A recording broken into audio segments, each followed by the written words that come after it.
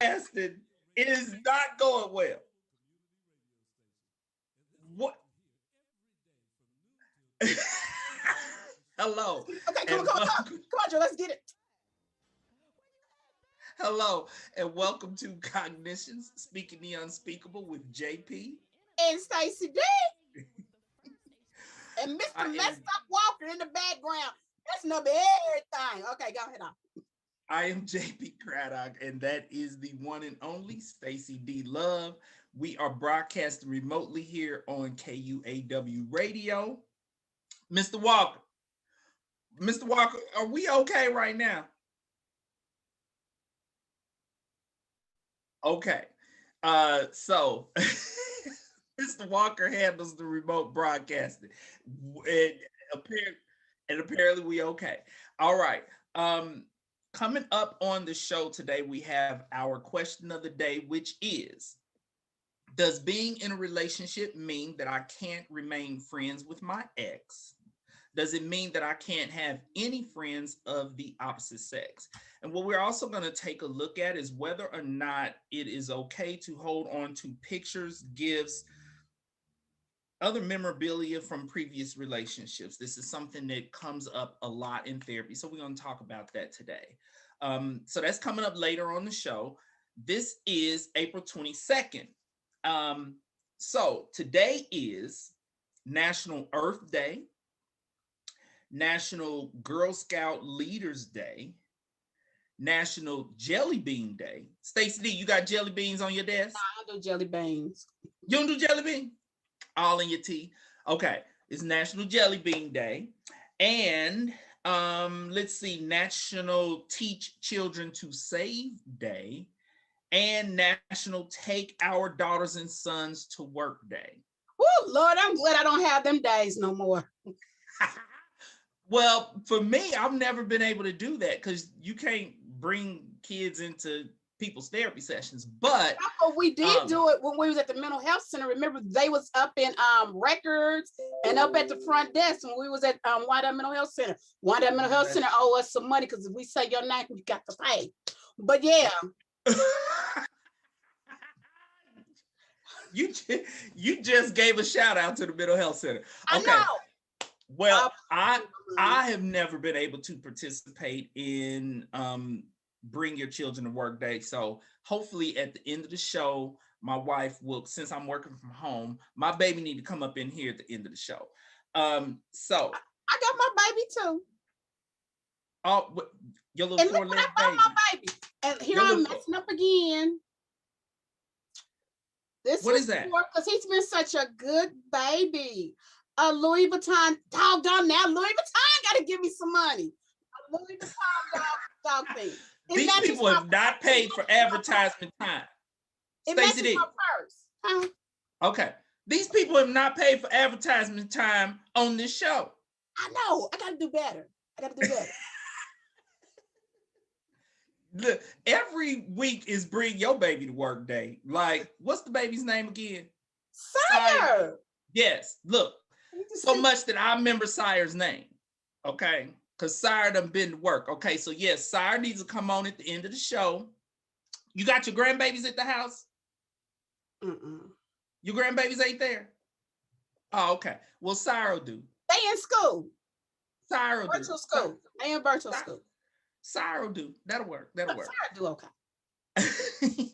All right. So what's going on in your world, JP? Well, just something that I have noticed that's going to tie into some of the mental health and illness in the news stories today. I've noticed that I'm getting more and more young Black males entering therapy specifically to address their struggles with the current state of race relations in America.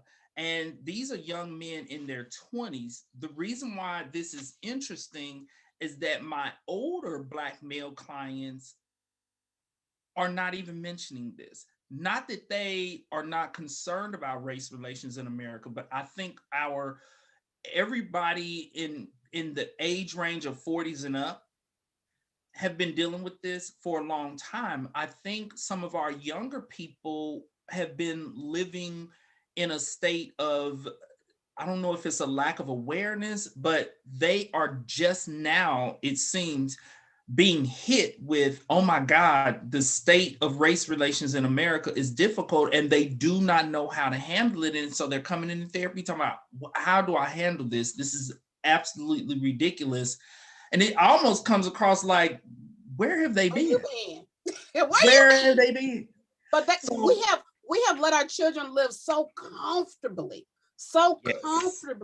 that they didn't understand everything that was really literally going on. I mean, that's we as a race, we have elevated and they're not understanding our struggles. Right. And even you and I didn't have as much struggles as our parents did because they have elevated, but we totally has elevated. I mean, the type of salary that I have been making for over 20 years, my mother was a BSRN, a bachelor's RN. She was she was over the whole nursing home for years. And she wasn't making the type of money I was making that I have made in the last 20 years. So it's the economy and the way things have been. We have truly elevated as a race and have given our kids the best. Well, and what has happened is the country has regressed racially so much that young people are experiencing a form of culture shock. Oh, yes. Like, I think they were under the impression that racism did not exist. And so 4 years under the Trump presidency and racism has come out full force. I have to agree with you. And young people are struggling with it to the point of they're experiencing anxiety and having to come to therapy to manage the anxiety that they're experiencing around race relations. This is sad. And that's an understatement. What's going on in your world, Stacy D? Nothing. You got anything you want to check in on? I have really nothing. Everything has been truly lovely. Yeah, guess what? I'm gonna tell you what happened yesterday. And my kids don't even know, but now it's sort of funny. I'm gonna get quite a few phone calls afterwards. Hey Wayne, we're glad you tapped in with us. I guess I'm gonna have to move into a ranch style house. You ain't the only one. Because guess what happened to Stacy D yesterday? What? I fell down the stairs. And I just had to lay down there for a minute. Make sure it doesn't. Because you couldn't get up or because you couldn't believe what happened? Both. Because I was for a little bit. I'm like, oh, Lord, did I just, and you know, so, we running downstairs. I was, trying to get my steps in, trying to keep it thicky thin, trying to get that thicky thin. So, I don't walk, do anything. I always have a little jog, a little pep. So I'm running down the stairs because, I run instead of walking. And, I always miss how you always miss a couple steps, but you ever done? No. Couldn't do it this. Boop, boop, boop, boop, boop. So, my back hurt a little bit. Well, but you're right about the ranch style house. I wasn't thinking for that reason. I was thinking about because when it comes time to carry that laundry upstairs or just going up and down the stairs, I do not know how people deal with that after like the age of 50. Them stairs get rough. Yeah, they do. Guess what? My washing area is right by my bedroom. It's on the second level. I was smart. Mine is in the basement. Them groceries. Oh yeah, because you have an older style home. But carrying those groceries in. I hate carrying them groceries in. Yeah, because that's your job. That's not my job. Yes, that's my job. And I go buy, pay for it. Hey, somebody else better bring them in. Ask my kids. 1 4th of July. Well, we on a whole nother one now. 1 4th of July. I get up on July 2nd. I go to the grocery store. I don't spend a few $100s at the grocery store. I come in the house, I'm like, okay, yeah, I'm in from the grocery store. Do you know them Stacy kids did not get up out the bed? But I did a natural consequence. Guess what I did? What? Went right back to Super Walmart and returned all the food. I thought you was gonna say you left they ice cream outside and let it melt and let they milk sit outside. You I took took the it all back and got my money back. And on the 4th of July, I kicked it at everybody else's house. natural consequence. That was a natural consequence. Yes, I like it. Well, I remember a few years ago, one of my frat brothers lived in, it was kind of like a split level house. He had like 5 stairs going up and 5 stairs going down, and he would complain about these stairs. And I thought that he was being lazy and ridiculous and pathetic, that he was complaining about these stairs. And so his next home, all the main stuff is on one floor. Downstairs is like a rec room, a theater room, a bar, all that kind of stuff that he don't have to use every day. And Every day. I made fun of this fool, okay? I was like, you trying to get away from 5, 6 stairs at a time. Let me tell you, the stairs are real. And we got 2 flights of for real stairs up in here. So you right, Stacy D. And if I fall down there, you gonna be on here with Mr. Walker. Because I'm gonna be in the hospital. You have a whole lot. I only had like 7 stairs. And it wasn't nice at all. I seen it coming. I was like, okay, Stacey, get it together. It didn't get back together. I just was laid right there, and I was letting Sire in from using the bathroom, and I hollered and scared him that he ran away from the door. He can't handle all that. He little and ain't he old? His mama fell down, and I didn't contact the children because they'll be ready to take me to the emergency room and everything. But my back was they gonna know now because they listen in. But yeah, my back was hurting a little bit. Okay, let's go on to our next segment. Come on, JP, give it to us. All right, it is time for mental health and illness in the news. Okay, of course, the biggest update is that Derek Chauvin was found guilty on all charges. I'm so glad I was wrong. God. I'm so glad I was wrong. And the whole country and really the whole world is glad that a piece of justice has taken place.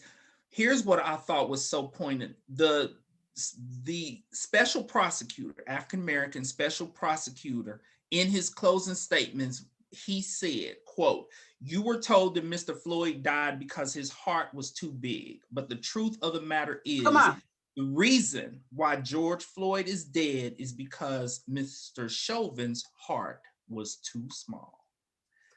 Couldn't even see it. Look at it. You can't even see it. Was that not the most very powerful and effective way to close out the case? And here's the thing. I am hopeful. One, these jurors, I applaud these jurors because juries have gotten it wrong many times before.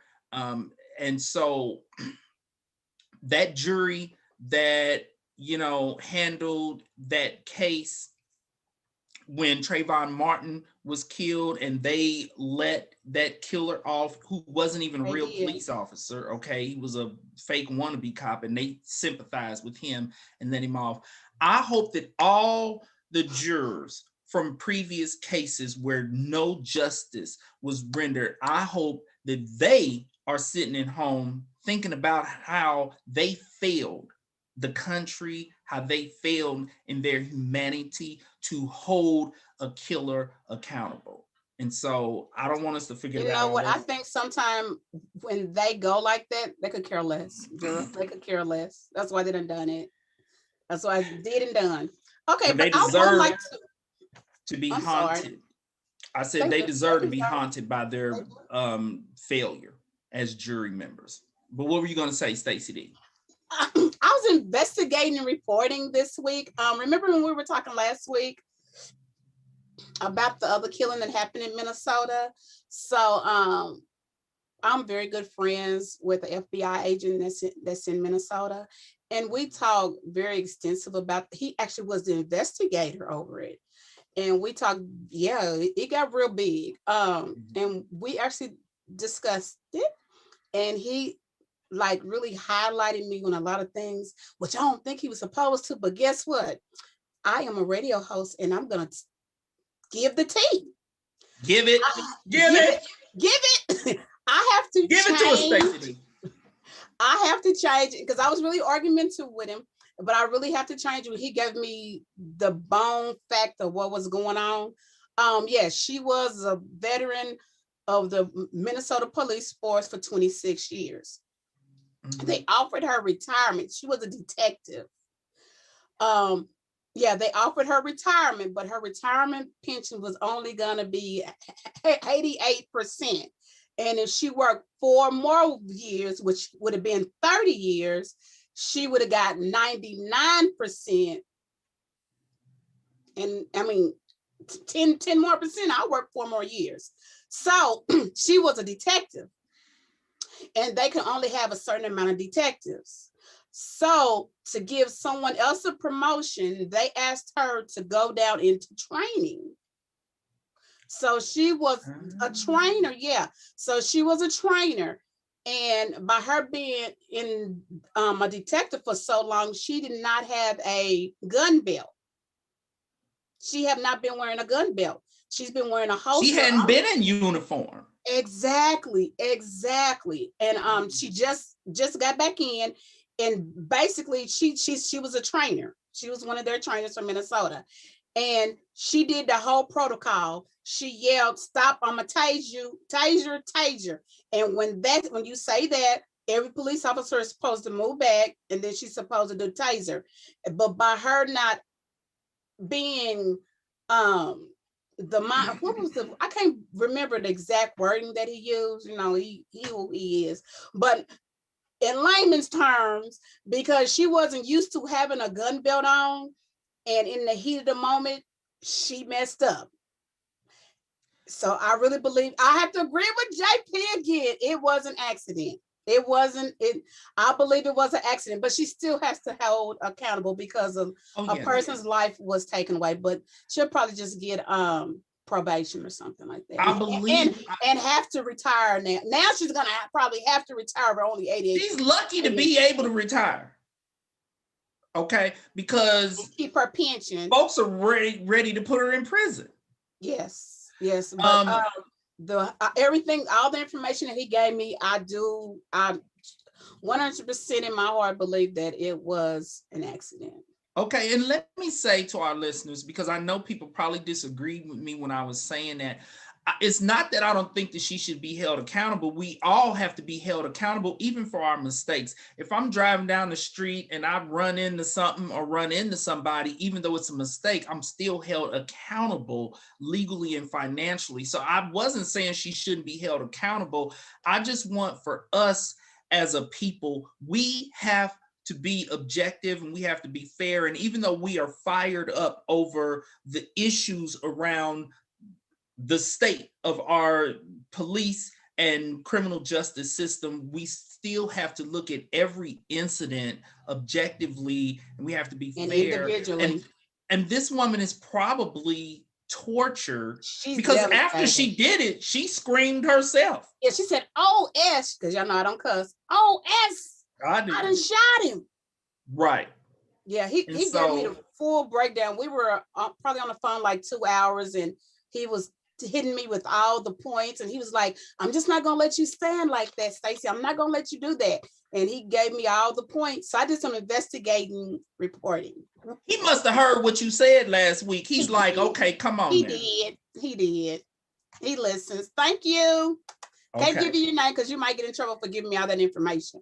But don't say his name. Don't get him in trouble. I didn't. You know, I get to talking and I will be upset. So let's move on. Okay. Here's something that people do not know is that Chauvin might only get 13 and a half years in prison.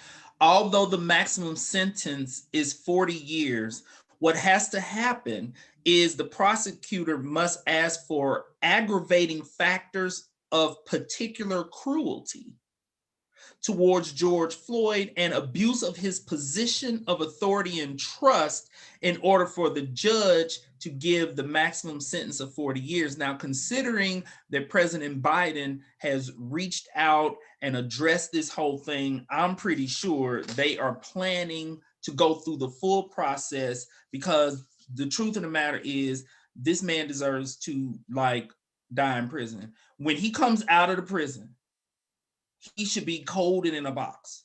I know this sounds harsh, but what he did was unspeakable cruelty. Now, here's something really interesting to note that you might be a little shocked with.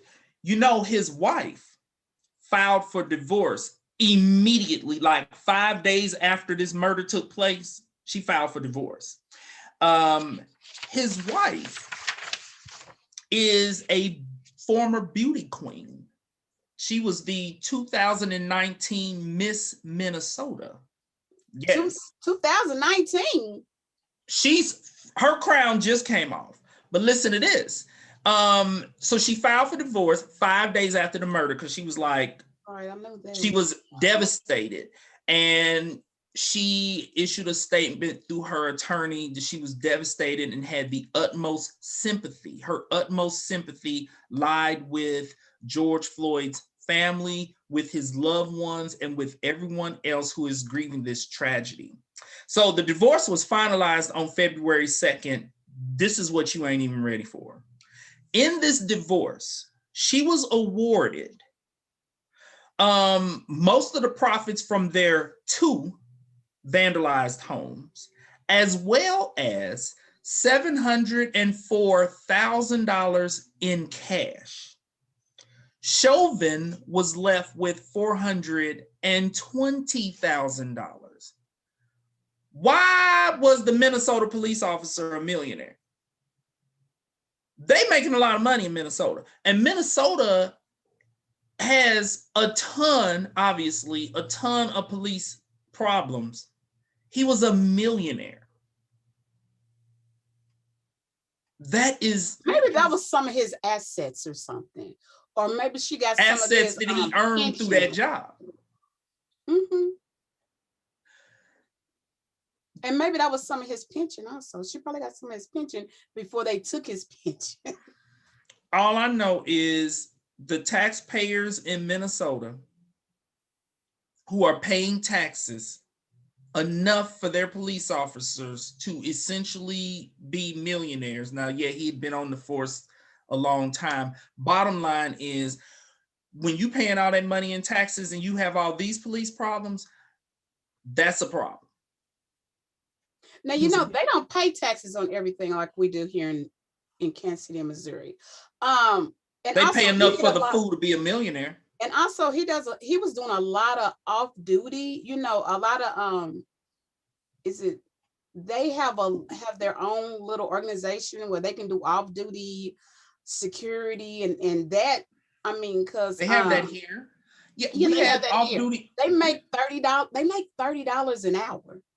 Yeah, we had some at the mental health center, but right. They are able to do that. When they do that, they are in their full official uniform. Yes. They are in a position to do that because of their positions as police officers, which is paid for by the public taxpayers' money. So taxpayers are paying enough money for police officers to essentially be millionaires, and they're killing Black people in the streets. I got a problem with that, Stacy D. I don't have a problem with nobody getting their hustle on. I do. I get your hustle on. And hell, he probably didn't even I do if they killing our people. You know what? We don't know how he was handling his finances. He might have been one of those that didn't buy, you know, a lot and just save, or put the max in his 401k. I mean, not his 401k, but his retirement plan. Because I'm sure that was some of his retirement plan money. I promise you, that was some of his retirement plan money. I don't care where he put the money. It's taxpayers' money, and he's killing people in the streets. They have multiple problems. So here's the thing. because you're saying you'll have a problem with people being on top of their hustle. I got a problem with people being on top of their hustle and they killing our people in the streets. Which goes back to me saying, I hope he die in prison. Now listen to this. Mental health and illness in the news. O.J. Simpson. Leave him alone. Can he just be old? And because he about almost 80 years old. Had the nerve to say that he hoped for, quote, some kind of verdict, a conviction. I think the man deserves it.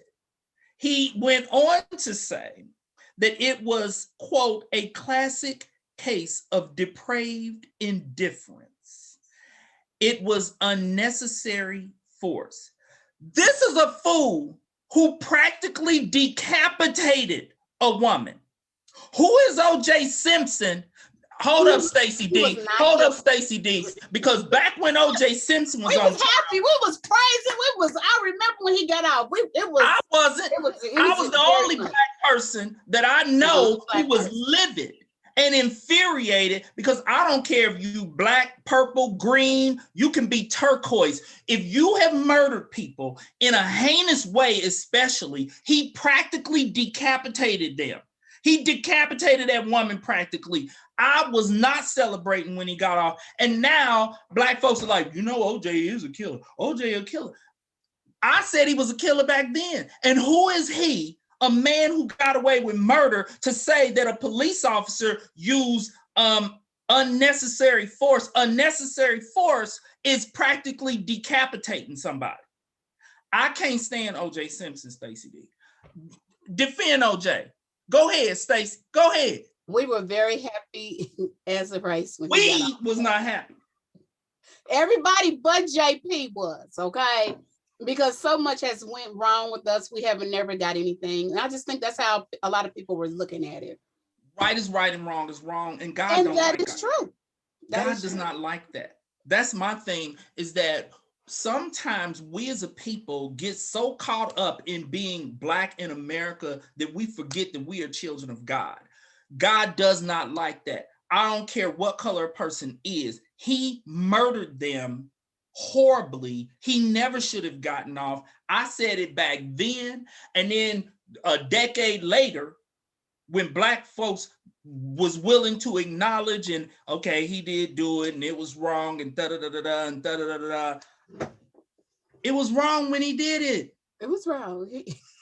We can't be so focused on our struggles as black people that we lose sight of how the Lord would have us to live. We can't just be defending some fool, just like this officer, incompetent or whatever the case may be. She accidentally shot this man. She's trying to tase the man. The truth of the matter is, yes, we are black in America and we are fighting against police murders and brutality, but at the same time, right is right, wrong is wrong, and like, she need to be held accountable, but the woman made a mistake. We can't lose sight of that. Stacy D. So let's hit on the OJ. I can't be defending OJ. Okay, so let's hit on the new news that's all out here also now is Miss Bryant, the 16-year-old teenager that got gunned down, four to the back.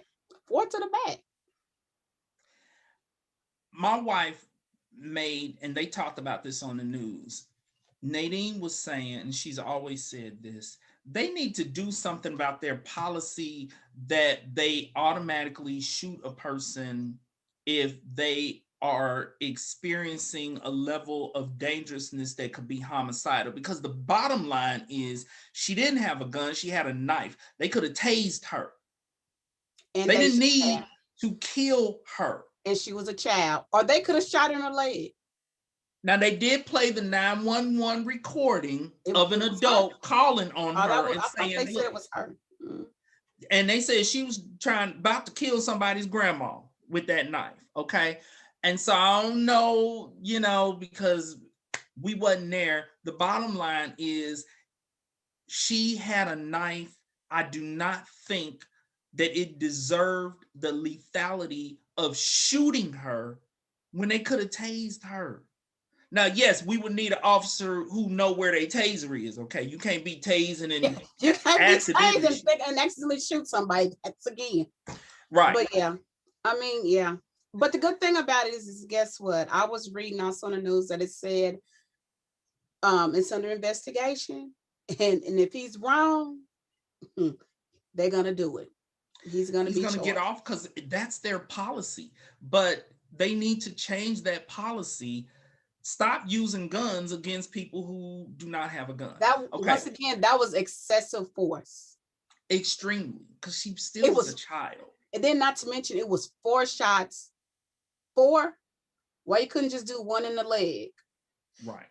As officers, they have to practice shooting. You as easy as you shot her in the back, you could have shot her in the leg, or you But could I have shot think, her, or you could have shot her right here but in the they're shoulder. trained to shoot to kill.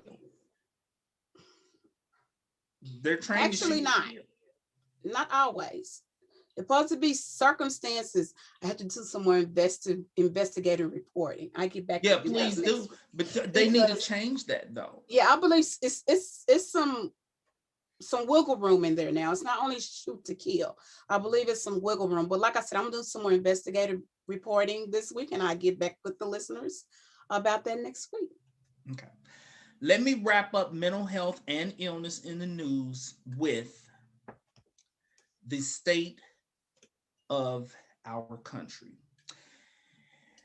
Okay, a teacher in Greenville, Texas sent a kid's mother a picture of her foot on this young black male's neck after the verdict came out and Chauvin was convicted. It was supposed to be a joke.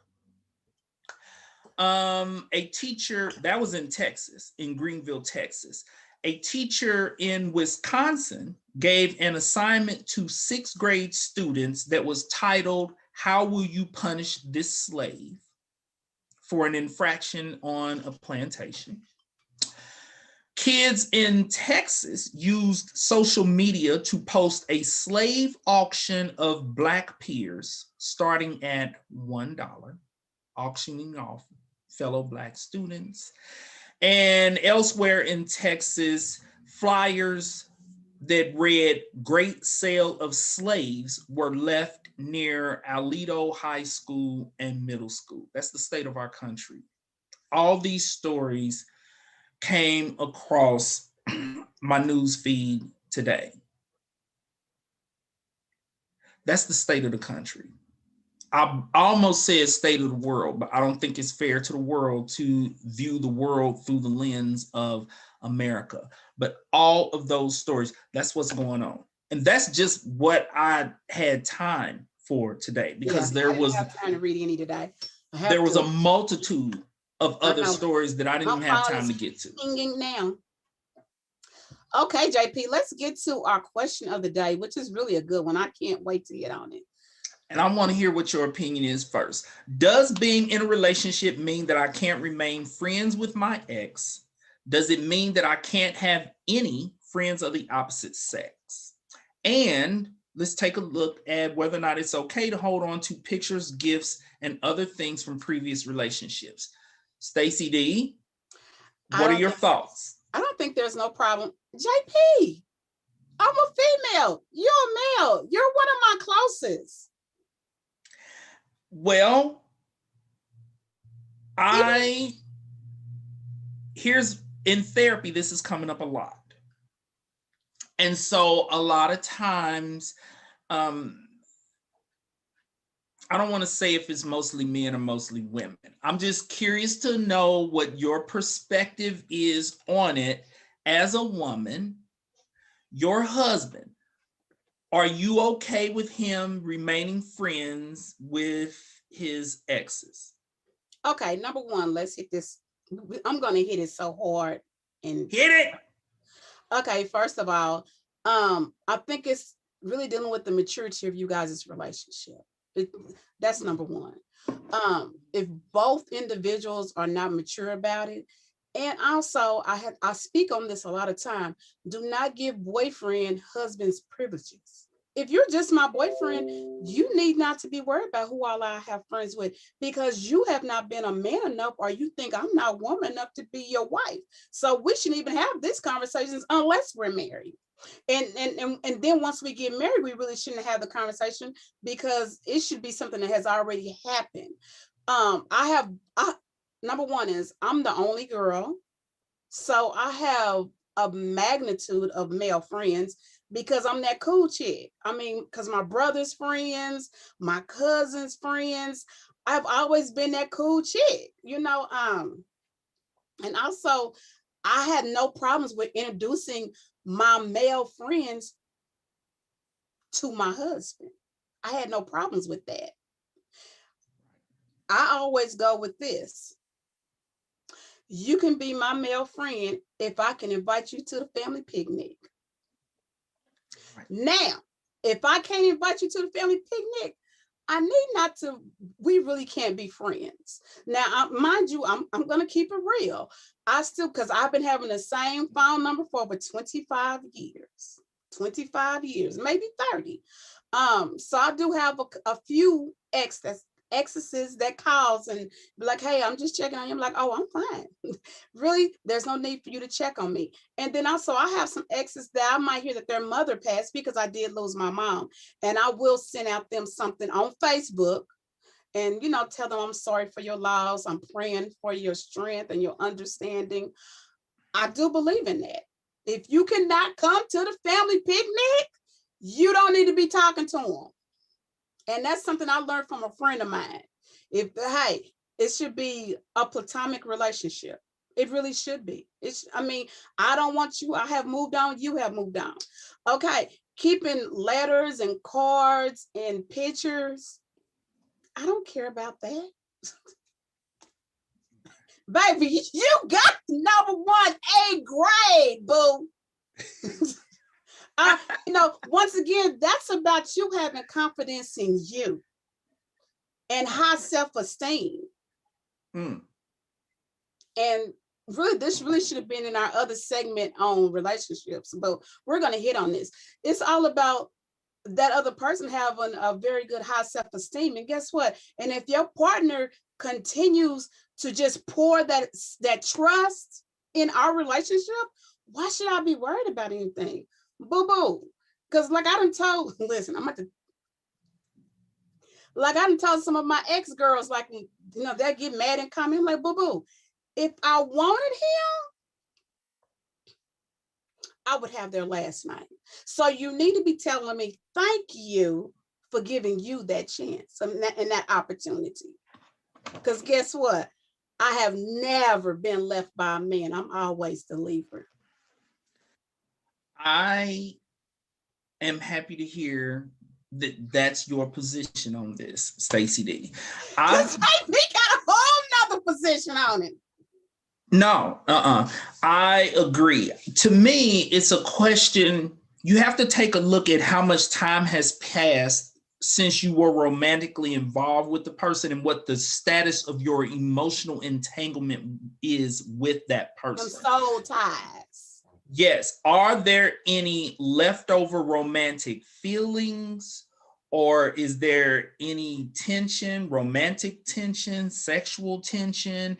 If there is any attraction to that ex, romantically, sexually, or any way, then no, it is not appropriate. But remaining friends with an ex, I don't feel like there should be a problem with that when it is totally platonic.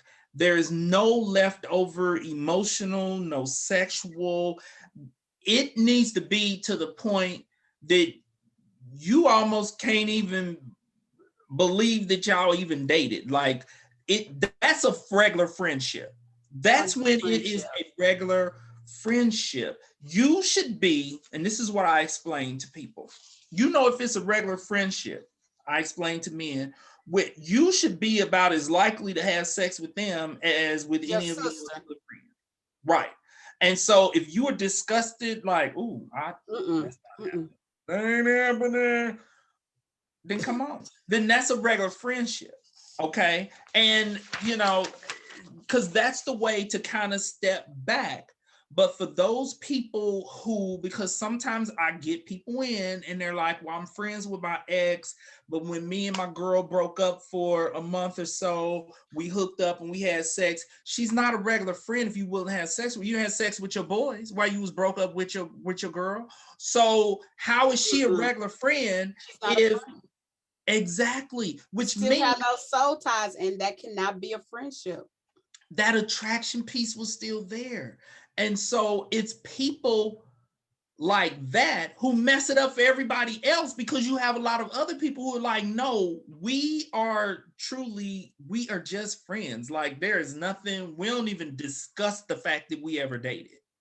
That is a totally platonic friendship. And as I look back over all of my previous relationships, I can think of specific exes that I would never be able to be friends with, not because I have a romantic attraction to them, but because I know that there's a part of them that still want you.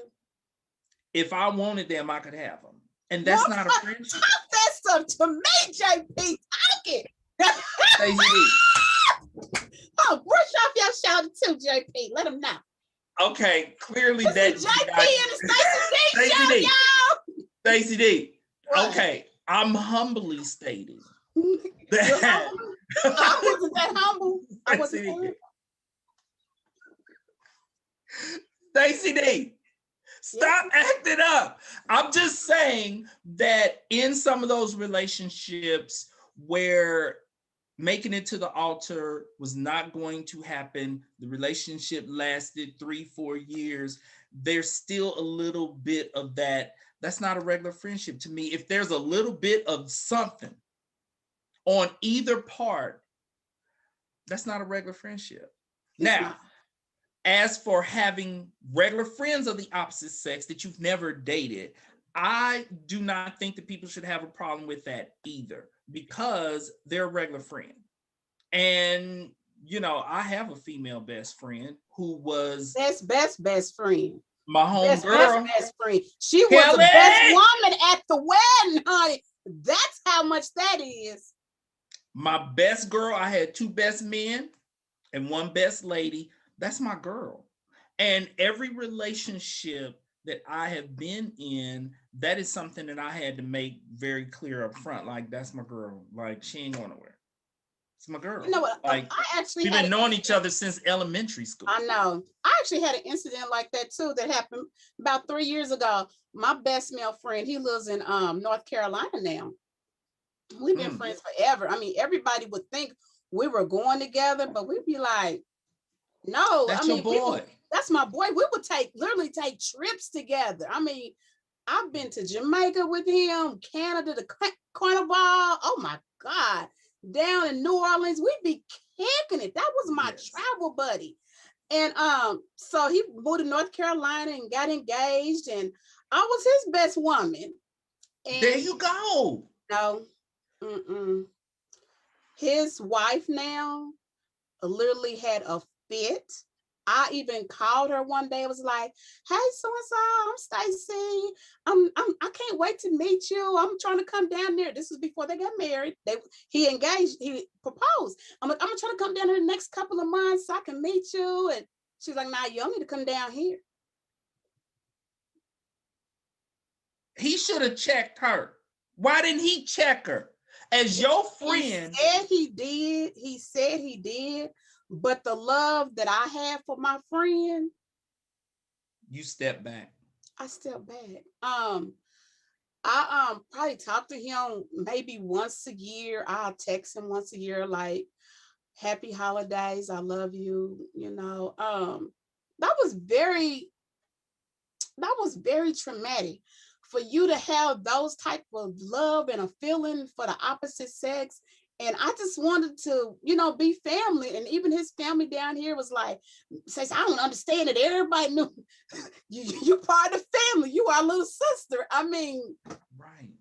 It was just, I mean, that was very, and I know he feels some type of way too, but it was different. It most definitely was it was very heart-wrenching. That hurt. It's still, just talking about it now, it's getting me all emotional. But I love him to death. My kids loved him, and it just tore up a whole relationship when I was just trying to be bubbly me. And she felt threatened, but she didn't have any threatened. Because you if you y'all was was gaining gonna, you another sister. right, and the fact that you reached out to her, because this is in Yeah, alignment with that's what that you, real woman stuff. well, and a regular friendship, that person can come to the family picnic. You reaching out to her should have let her see, okay, this is a regular friendship. Because if you and him was doing something, you wouldn't be contacting her all excited about meeting her. Yeah. And But she didn't some think women are about just that. jealous. They just And don't want to insecure. share him, which goes back to which we talked about 2 weeks ago, is not only do they don't want to share with the best other opposite sex friend, they don't even want to share them with the kids either. Which is especially awful. You were a true friend in being willing to step back. The problem I have with it, and I hope that your friend is watching the show, is Oh, I I'm gonna feel send it like to him. he should not have let you step back, because you put the ball in his court. As a friend, I'm gonna step back, and so your woman can be secure and all of that. But he still should have checked her and said, hold on, this ain't how we handling this. You don't get to weed out my friend who was there from day one, who was there before you ever came along. He still should have checked her. Mm-hmm. Yeah. So as he's listening to this, I hope he hears me saying to him, check your wife. Because when it comes to insecurities, you do not help a person by playing into their insecurities. It's like trying to help a crack addict by giving them crack. You are not helping a crackhead by giving them crack. Okay, you are not helping an insecure person by playing into their insecurities. It would have been better for him to help her through it. Because as time would have went by, as she would have gotten to know Stacy D, because the D, she'd have been like, the D is cool. I shouldn't even been tripping. And he should have set the stage for that, because you did what you should have did as a friend. He didn't do what he should have did as a friend. Not at all. So, okay, now the gifts. I hear what you're saying, Stacy D. Who cares about that? I agree with that as well. I don't think, because I know had car. people. Wait a minute, because I had one buy me a car. I'm not giving no cars away. I wasn't even talking about major gifts like that. I was What talking kind of about gifts you talking about? photos. Well, I was talking about regular, just anything that a person has from a previous relationship. I don't think that holding on to it is holding on No. to the love or still wanting. If that is the case, then yes, the person is having a emotional attachment to the gift that can kind of taint things. But what I ask people to remember is that your spouse or your partner, they had a life before you came along. That's right. And to have them erase the previous pages from the previous chapters in the book that is their life, I feel like that is a horrible thing to do, because the person you have fallen in love with is the person that they are because of the past experiences that they had. Exactly. So for you to say, get rid of those pictures, get rid of this, get rid of that, get rid of how they came to be the person that you fell in love with, I have a problem with that. You know, I think that it is ridiculous and it is immature to expect that. You know, And that comes on both sides too, the man's side and the woman's side. Absolutely. Because I see it on both sides. I see, sometimes I get a couple in and the wife or the female partner is like, well, he still got his pictures from the prom with Why do you care about pictures from the prom? It's stupid. And sometimes from the male side, well, she still got this and that, and I don't know why she need all that. She got me. Okay, But she was a human, a person with a soul and a spirit before you ever came along. Grow up. Or do like mine did, honey. He made me, we traded that car in and he bought me another one. Well, that's an option. Yeah. For those out there who's getting cars as gifts.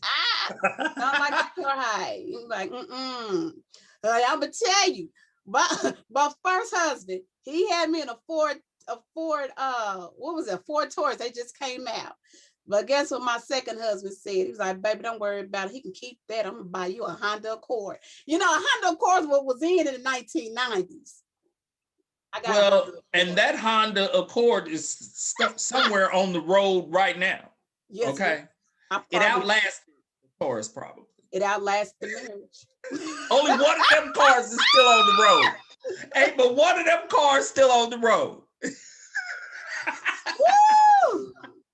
Okay. To those out there who are Taurus owners, we are well, no, we mean what we said. And guess what, Ford? You need to hand me a check and Honda do a check. Cash at me. Once again, Stacy D is doing a shout out to people who have not paid for advertisement time on this show. But yeah, a Honda, Toyota, yes, that is a way to handle it. Okay, so I think we're good as far as our question of the day.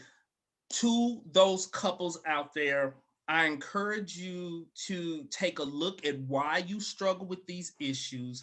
Take a look at whether or not you are having some insecurities. Because if you're having some insecurities, don't make that about your spouse or your partner. Reflect inward and sort through those things so that you all are not having issues over him having female friends or her having male friends. Look inward. Now, for those couples where the insecurities are legitimate, meaning you are married to someone who has a history of cheating and has cheated with so-called friends, that's different. Okay, that's a fool or Miss Fool who is skewing the definition of friendship, which is totally different. We are not talking about those situations. We are talking about totally platonic, earnest, and sincere friendships. Nobody should be in the position that Stacy D ended up in, where she lost a lifelong friend because somebody refused to work through their psychological insecurity issues. That's not okay. Are we good on this question for today, Stacy D? Yes, and also remember that there's 3 things that a relationship is built on, and that's communication. We have to be able to communicate effectively. Without great communication, the relationship is not going to last. Let's not underestimate the value of communication. The vast majority of the couples that I see in therapy, what is at the top of the list that has resulted in the slow deterioration of that relationship is communication problems. Either a lack of communication or toxic communication, cussing each other out, disrespecting each other, demeaning each other. But regardless of what the communication issue is, whether it's one extreme or the other, the lack of communication or toxic, abusive communication, that is at the heart and the root. A lot of times people think that most couples are coming in for couples therapy because of infidelity, and that is not the case. No. The vast majority of couples are coming in because of communication problems. So no matter what the issue is in your relationship, whether you're struggling with, is that just a friend or what y'all been doing? What y'all doing? No, whatever the case is. Oh, baby, you got what I need. That used to be my song back in the day. That was a jam back in the day. Yeah, it was. As Stacy D has said, communicate, process through these issues, through these things. Healthy relationships. The healing of any relationship starts with opening up that communication and that communication being healthy. When people come to therapy, the therapist is a mediator, a neutral party to assist in facilitating that open, healthy, productive communication. Okay, I have a guest at the door. It's Bring Your Kids to Work Day. Bring your kids to baby. Work Day. Oh, look, get Sire out. Oh, hey, Sasha, honey. Boo, Sasha. Did the princess just wake up? Hey, Stacy Boo. Stacy, my baby's tired. Stacy Boo. She just woke up. You Sire, at work, I just woke up. Sire, he's tired too. He's over here laying in the sun. My baby need to go back to sleep. Yeah. Look, he's trying to get down so he can go to sleep too. I done messed up his afternoon naps. He's 10 years old. He's 70. Did you see the doggy? Pick Sire up. Sashi loves dogs. Pick up Sire so she can see Sire again.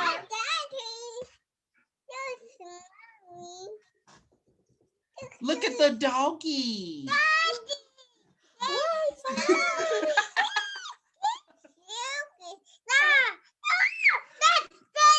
That's a doggy. Yes, that's baby. A doggy.